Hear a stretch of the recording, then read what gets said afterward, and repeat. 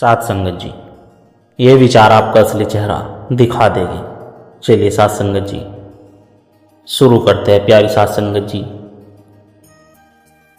बड़े प्यार से कहना धन निरंकार जी। साथ संगत जी, निदा फाजली साहब का एक छोटा सा शेर है जो हमारी हकीकत को बयां करता है। हम आदमी में होते हैं 10-20 आदमी, जिसे देखना हो कई बार देखना। हर आदमी में होते हैं 10-20 आदमी, जिसे देखना हो हर बार देखना। साथ संगत, हमने न जाने चेहरे पर कितने मुखों लगा रखे हैं। हम साथ संगत सत्संग में जाते हैं तो अलग मुखोटा, हम घर पर होते हैं तो अलग मुखोटा, हम दफ्तर में जाते हैं तो अलग मुखोटा। यहाँ तक कि आपके जीवन में जितने भी लोग हैं उन सब के दिमाग में आपका एक अलग पहचान, एक अलग मुखोटा है। साथ संगत जी, हम सब एक दौड़ में हैं, कुछ बनने की दौड़, कहीं पहुंचने की दौड़। हमें लगता है कि हम जैसे हैं वैसे पूर्ण नहीं, नॉट इनफ साथ संगत जी, इसलिए हम अपने चेहरों पर मुखौटा लगाकर घूम रहे हैं। आज मैं आपको एक घटना की ओर लेकर चलता हूँ। यह घटना बाहर घटी या फिर नहीं, इसका कोई मूल्य नहीं साथ संगत जी। यह घटना प्रतिपल हम आपके भीतर घट रही है, इसका बहुत मूल्य है। यह कहानी एक दर्पण है जिसमें शायद आप अपना आज असली चेहरा देख पाएंगे। साथ संगत जी, आज यह कहानी आपको ही आपका असली चेहरा दिखाएगी। साथ संगत जी, ध्यान से सुनना। एक राज्य में एक राजा था, वह वृद्ध हो चला था। उसके पास सब कुछ था लेकिन अपना कोई उत्तराधिकारी नहीं था। उसने सोचा मेरे बाद इस राज्य का क्या होगा। अब ध्यान देना,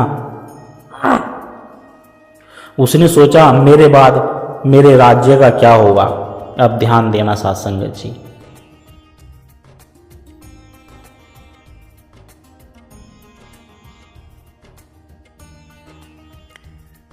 राजा ने मंत्रियों से पूछा, मंत्रियों ने वही कहा जो संसार कहता है। किसी ने कहा अपने पुत्र को चुन लीजिए, किसी चालाक को चुन लीजिए, किसी शक्तिशाली को चुन लीजिए। लेकिन राजा ने एक अद्भुत घोषणा कर दी।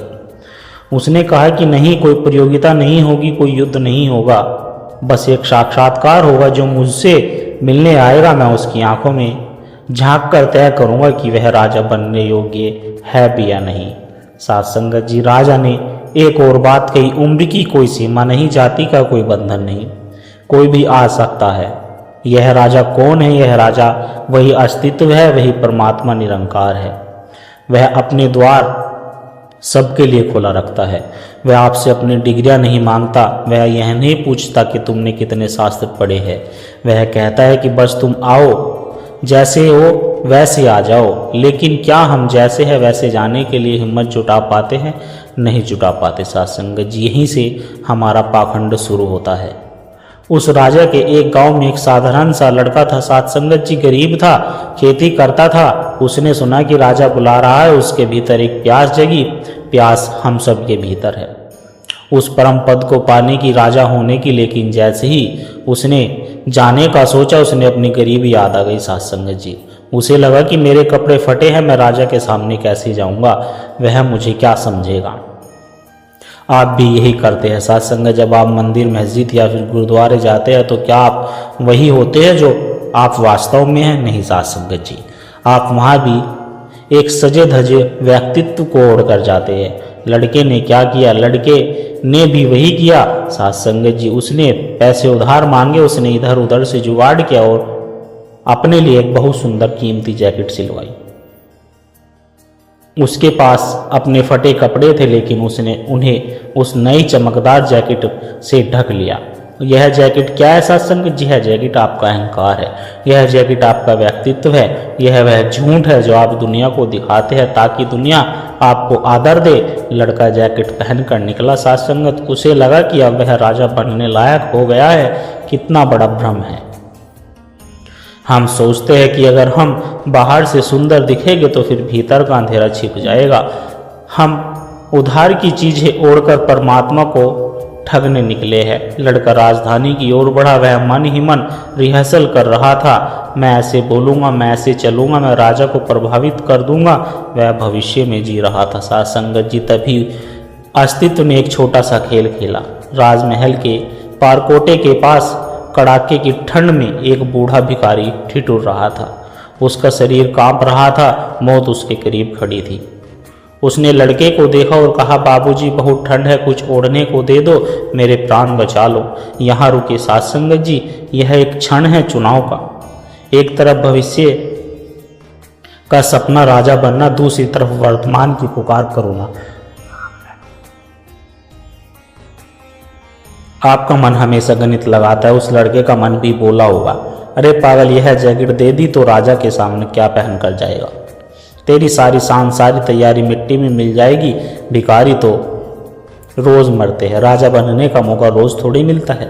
हम सब यही हिसाब लगाते हैं साध संगत जी, हम जीवन भर यह गणित लगाते रह जाते हैं और जीवन हाथ से निकल जाता है। लेकिन उस लड़के के भीतर अभी इंसानियत मरी नहीं थी, उसके भीतर का दिया पूरी तरह बुझा नहीं था।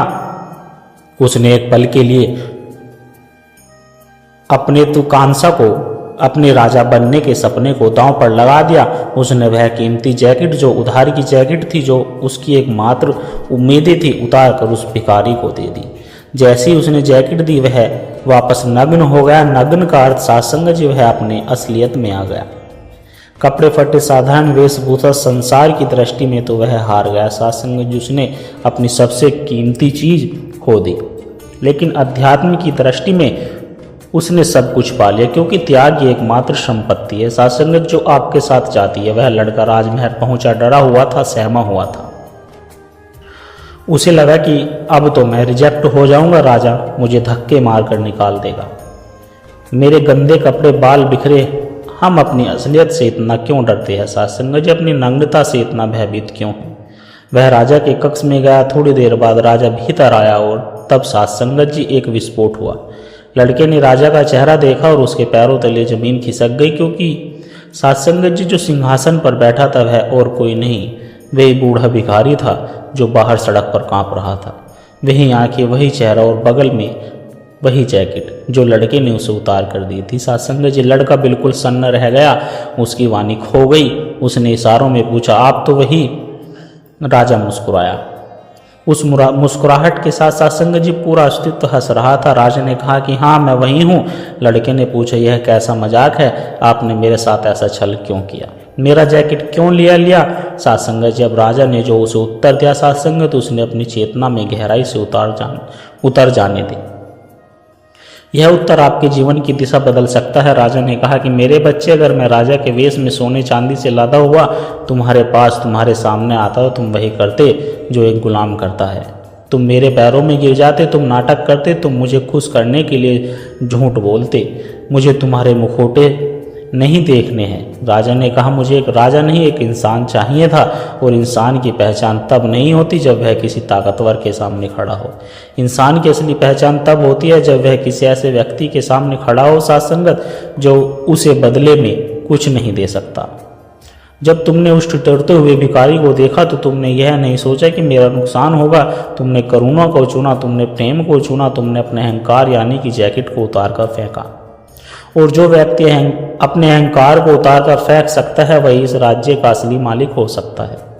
राजा ने उसे गले लगा लिया। साध संगत जी इस कहानी से जानिएगा, परमात्मा भिखारी बनकर आपके द्वार पर खड़ा है। वह आपके दफ्तर में है, आपके परिवार में है, आपके समाज में किसी न किसी रूप में आपकी रक्त परीक्षा ले रहा है। और आप क्या कर रहे हैं साध संगत जी? आप अपनी जैकेट बचाने में लगे हैं, आप अपनी छवि यानी कि इमेज बचाने में लगे हुए हैं। लोग क्या कहेंगे, मेरा रुतबा क्या होगा? याद रखिए साध संगत जी, आप जीवन में जो कुछ भी इकट्ठा कर रहे हैं, धन पद प्रतिष्ठा, यह सब एक उधार की जैकेट है। मौत आएगी और इस जैकेट को उतार कर ले जाएगी, तब आप परमात्मा के सामने खड़े होंगे। राजा ने उस लड़के को क्यों चुना साध संगत जी? क्योंकि वह खाली होकर आया था। ईश्वर कहता है कि बांसुरी जब खाली होती है तभी उसमें संगीत पैदा होता है। वह लड़का अपने दिखावे से खाली हो गया था, इसलिए राजा ने उसे भर दिया। अब सब भरे हुए हैं, अहंकार से, ज्ञान से, पाखंड से, है ना साध संगत जी? इसीलिए हम उस परमात्मा से चूक रहे हैं। राजा ने कहा कि मुझे वह व्यक्ति चाहिए जो पहले एक अच्छा इंसान हो। अच्छा इंसान कौन है साध संगत जी? वह नहीं जो मंदिर में माथा रगड़ता है, वह जो दूसरों की पीड़ा को अपनी पीड़ा समझ सके, जो अपने स्वयं से ऊपर उठ सके। जीवन बहुत छोटा है साध संगत, इसे जैकेट चमकाने में व्यर्थ ना गमाए। भीतर जाके उस करुणा को जगाए, क्योंकि अंत में ना आपकी जैकेट देखी जाएगी और ना आपके कपड़े देखा जाएगा, तो बस आपका नग्न पवित्र और प्रेम से भरा हुआ हृदय।